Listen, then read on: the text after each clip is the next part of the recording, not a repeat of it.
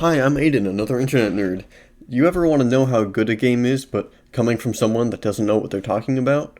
Well, lucky for you, there's something called a video game review. There's a few different places you can look for them. The most traditional is on websites like IGN, where they pay people to do them. These written reviews aren't always to be trusted, though.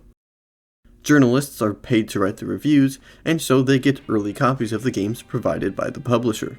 This is done in order to get reviews out by the time the game releases.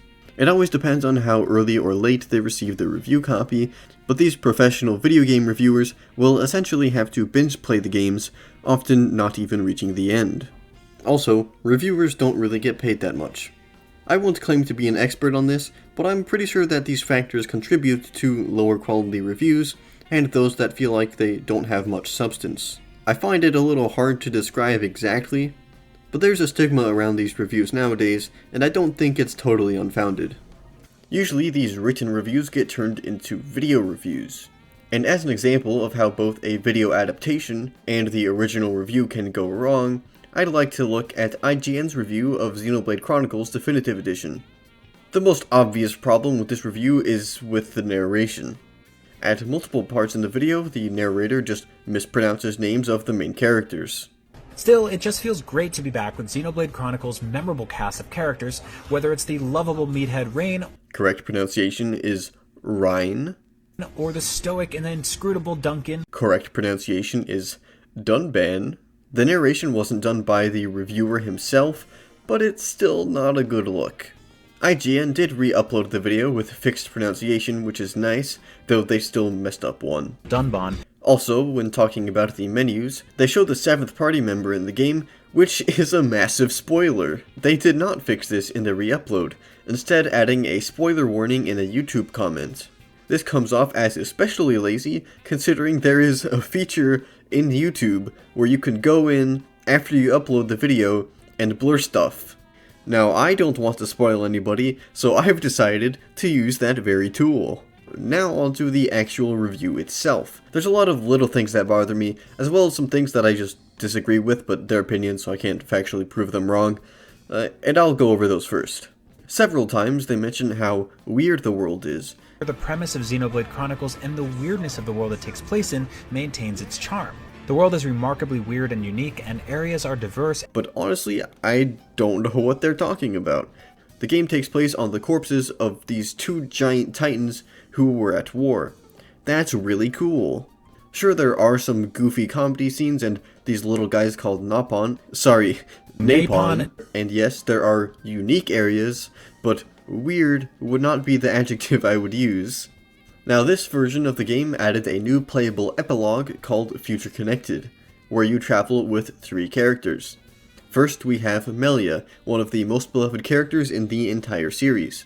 Then we have 2 new Napon companions, who were the high point of my playthrough, a sentiment that I've heard from a lot of other Xenoblade fans. Here's what this review has to say about them. You spend a lot of time with Melia, one of the weaker characters from the main campaign, and 2 new highly irritating Napon named Kino and Nene.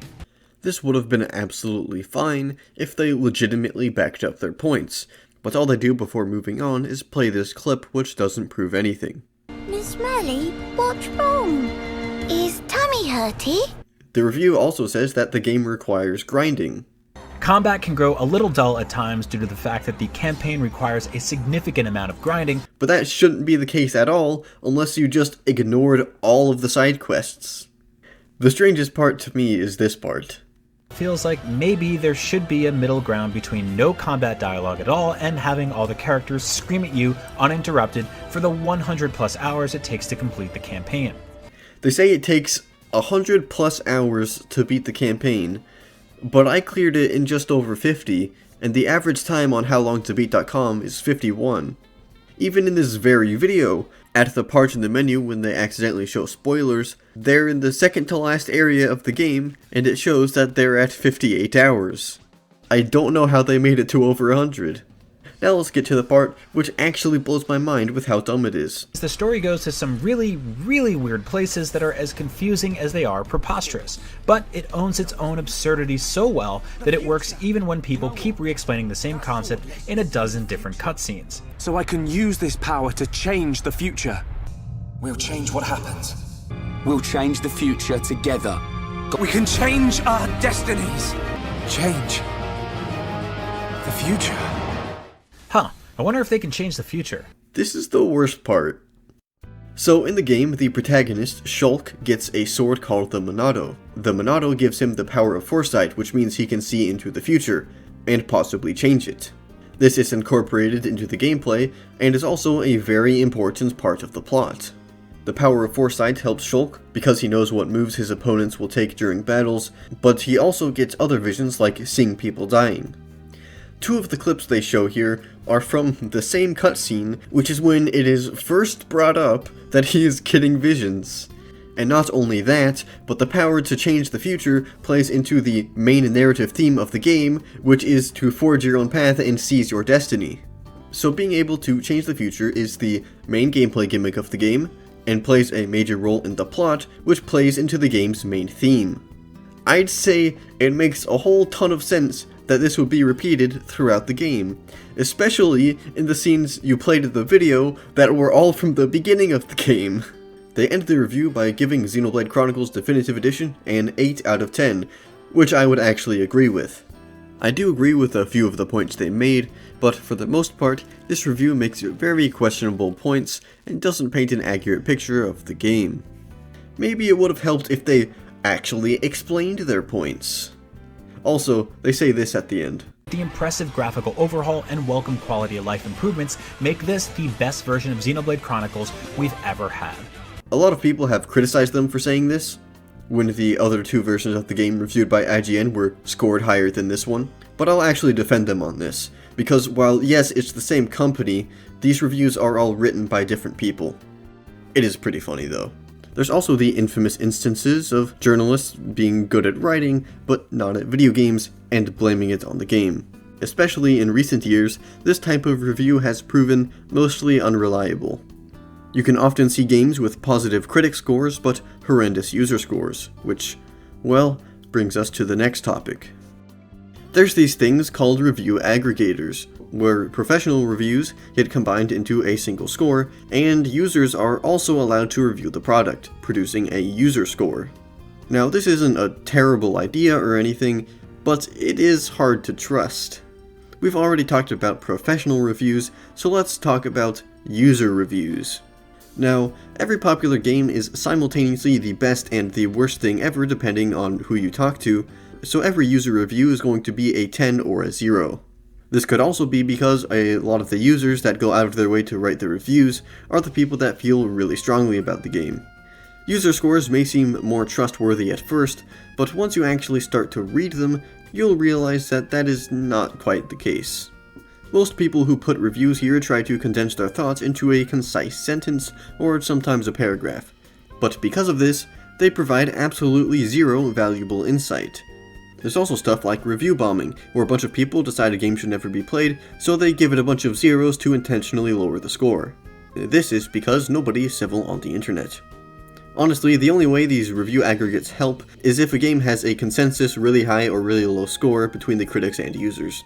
There's also those people that don't research a game before buying it and so pay $60 for a game that they're not gonna like, only to realize it's not for them, and then give it a bad review. Usually, they will blame the game. Then there's some of the most important aspects: perspective and preference. Your enjoyment of a game or of any media depends on why you choose to experience it. So there's a lot that depends on why the reviewer is playing the game versus why you play video games.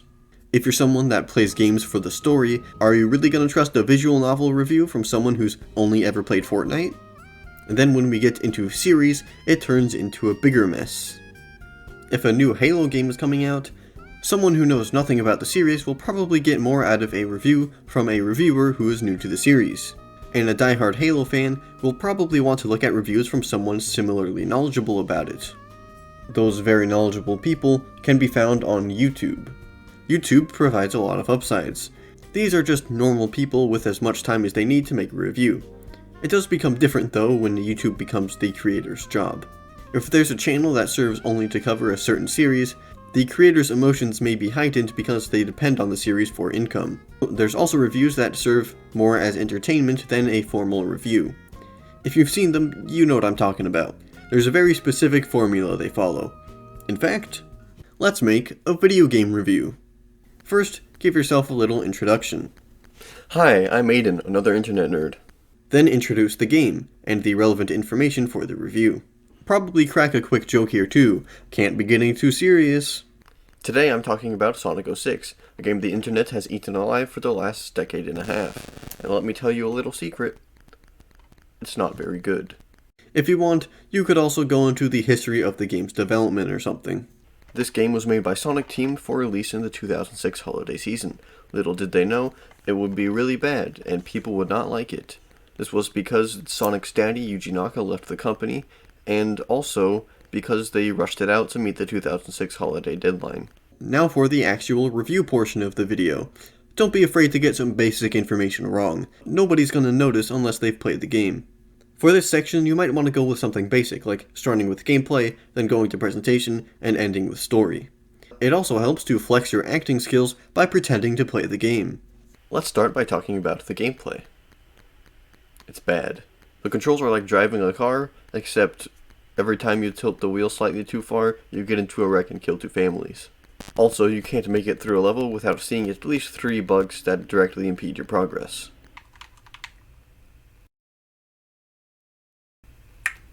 I don't think that's how drowning works. Next, presentation. The cutscenes are actually pretty well done, which makes it even more of a massive downgrade when we get to see what it actually looks like. Also, the soundtrack bangs. Now, to the story. So basically there's a human princess named Elise and Sonic needs to save her, so he does, and then she gets kidnapped again, so he saves her again. Then Sonic dies, and then they kiss, and the game ends. Your critiques, by the way, don't have to go beyond surface level, as long as it's entertaining. Why does the hedgehog have 2 legs? Next is your conclusion, where you summarize all your thoughts about the game. It's bad. And make sure to end things off with a hilarious quip. If you want, it doesn't even have to make sense or be relevant to the rest of the video. And that's it for this piece of crap. At least it wasn't Elden Ring. And there you have it, a perfect YouTube video game review. These reviews are often comedic by nature and don't delve too deep into the games themselves. However, some fans believe everything they say is gospel, which leads into a bigger problem with video game discourse. And don't misunderstand, this isn't a slight against those video reviewers themselves, that's not what I'm trying to say. But too often I'll see someone who's never played the game in the comment section or on social media say something like, "Yeah, I agreed with that review, you made some really good points." But how do you know they're good points if you haven't played the game? And you don't have to go much further to find people who think they can speak as an authority on a game they've never played. Have you ever heard of this game called Kingdom Hearts? It's pretty goofy. See, look, it's goofy. Oh my god. This is the goofiest game of all time. And if anyone says otherwise, I'm gonna blow up a small town in Venezuela. Not all internet reviews are created equally. In fact, a lot of them are really bad. But there are some good ones too. But most of them are really bad. But hey, at least they're not Sonic 06.